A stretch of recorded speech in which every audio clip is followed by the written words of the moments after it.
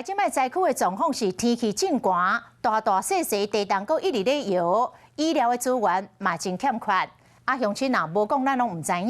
台湾有一个非政府的组织叫做台湾雷伊汉勒世界公民中心，简称台湾中心，是台湾人伫土耳其甲叙利亚边界所创立的一个非政府的组织。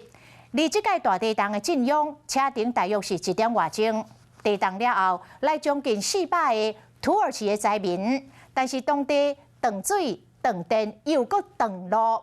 台湾中心的执行长讲，粮草价格搁涨2礼拜都无啊，真需要外界的援助。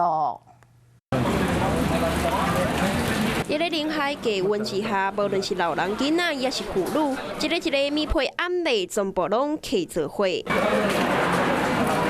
到时也未起好，只好先甲毯仔挂伫门骹口，勉强来挡风。土耳其当着这样严重的地震尾又搁一直来。临时收容中心这边就收留差不多400位的灾民，因敢若求会用的有一个热风撇雨的所在。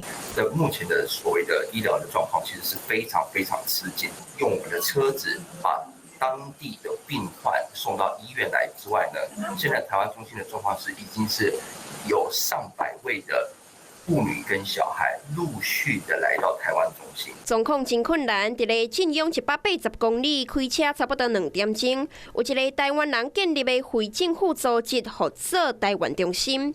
原本敢若30个员工收留500个叙利亚难民。